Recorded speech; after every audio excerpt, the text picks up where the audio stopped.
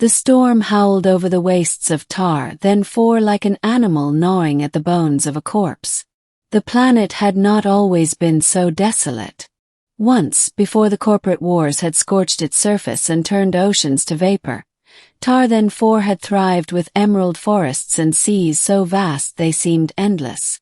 Now, only ruins, ash, and acid rains remained. For the people who still clung to life here, survival was a daily negotiation with death. Families scavenged what they could from collapsed domes and gutted factories, trading with raiders or bowing to the gangs who ruled the stronger settlements. Food was rare, clean water rarer still, and warmth during the black nights was priceless. In the skeletal remains of a collapsed mining colony, a woman named Sarana tried to keep her daughter alive. Sarana was thin from hunger, her once dark hair streaked with gray far too early for her age. She wrapped her daughter Lena in a ragged synth fiber cloak salvaged from the ruins. Lena was only 12, but her eyes held the heavy stillness of a child who had seen too much. That night, the winds brought with them more than storm. They brought a stranger. The encounter. Sarana heard the crunch of boots on glass long before she saw him. No one traveled alone at night, not in this world, not unless they were mad, desperate, or dangerous. She clutched her daughter tighter and pressed against the shelter wall, waiting. A figure emerged through the fog. He was tall, broad-shouldered, carrying a pack and wrapped in a cloak unlike anything Sarana had seen in years. Fabric thick, clean, and weatherproof. The way the man moved marked him as an outsider. Not one of the scavengers. Not a raider. He stopped when he saw them. His face was half-shadowed, but his eyes caught the faint glow of the skyfire above. Calm, watchful, and human. "You'll freeze out here," he said. His voice deep but quiet, edged with something that was not unkindness. "The storms only get worse." Sarana's mind raced. A stranger with supplies. Supplies meant warmth, maybe food, maybe medicine. But nothing was free anymore, not in this dead world. She had learned long ago. Kindness had a price. Her throat tightened. She looked at Lena, who stared back at her with wide, frightened eyes. Sarana's body trembled as she forced the words past her lips. Take her," she whispered hoarsely, pushing her daughter slightly forward. "One night. Keep her warm. Just one night. In exchange, we live." The girl stiffened, shaking her head, silently pleading.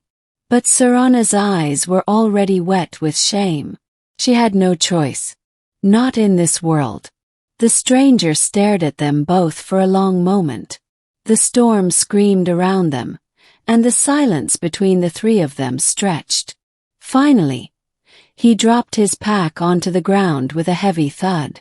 "No," he said, firmly but not harshly. "I don't take children.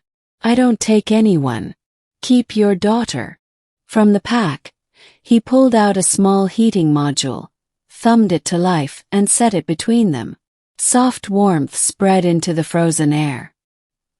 He unrolled another blanket, thicker than anything they'd felt in years, and draped it around Lena's shoulders. Sarana stared, stunned. The heat, the generosity, the refusal, it was unthinkable. "Why?" she whispered. The man sat down on a broken girder, exhaling like he carried the weight of 100 storms on his back. "Because no one ever gave me a choice," he said quietly. The stranger's name. Over the next hours as the storm raged, the stranger revealed his name. Kale. He had once been a soldier, though he spoke little of it. His armor, hidden beneath the cloak, was scarred from battles Sarana could not imagine. The corporations had left soldiers like him behind when the wars ended. Useful tools discarded once the planets they fought on were spent. Kale carried with him fragments of old-world technology, relics of a time when the stars had been open and hope had been more than a dream. the heating module, a filtration unit, ration packs. Each one felt like treasure. Serana could not stop herself from asking, "Why help us?"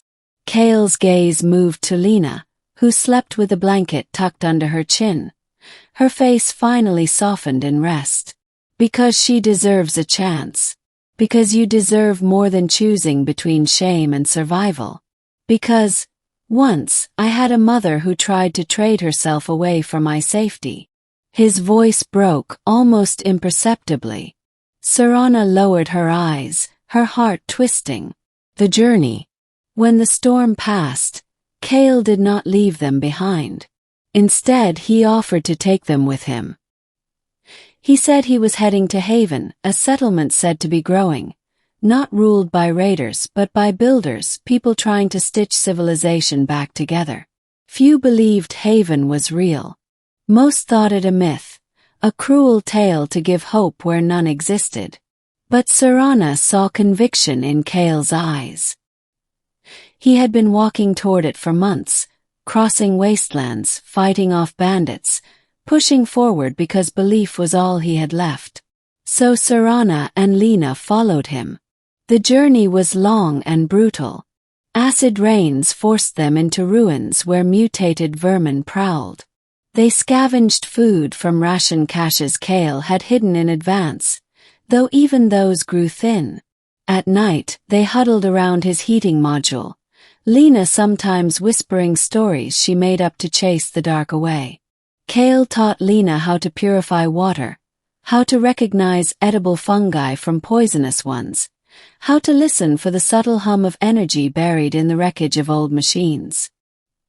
He showed Serana how to hold a weapon steady, though he rarely let her use one. For the first time in years, Serana began to feel something fragile and dangerous blooming in her chest. Hope. Trial. Their hope was tested when raiders ambushed them in the shadow of a collapsed refinery. Outnumbered and outgunned, Kale fought with the precision of someone who had been bred for war. But even he could not stop every shot. Serana watched in horror as Kale fell to one knee, blood spilling from a wound in his side. She clutched Lena close, her mind screaming the same thought. Not him. Not now. Not when we finally had a chance. But Kale rose again, driven by sheer will, and drove the raiders back into the wastes. When the battle ended, his breath came ragged, his face pale. Serana knelt beside him, pressing trembling hands to his wound. "Don't you dare die," she hissed, tears burning her eyes. "Not after everything." Kale managed a faint smile. "You sound like my mother." With her care and Lena's determination to fetch what he needed, Kale survived. Haven. Weeks later, after endless marches through broken landscapes and near starvation, they reached it. Haven was real. It rose from the ruins of an old starport, rebuilt with walls of scavenged alloys, lights glowing faintly but warmly within. People bustled, families, workers, guards. Not raiders, not scavengers, but a community. Serana stood frozen, Lena clutching her hand tightly, both of them unable to believe what they were seeing. Kale placed a hand on Serana's shoulder. "Welcome home," he said softly. "A new beginning." In Haven, Serana and Lena found safety for the first time since the world had burned. Lena attended makeshift classes, her laughter returning little by little. Serana worked in the greenhouses, growing food instead of scavenging scraps. Kale remained close, though he never asked for anything in return. He helped train Haven's defenders, but he always came back to share meals with Serana and Lena, as if the three of them had quietly become something like a family.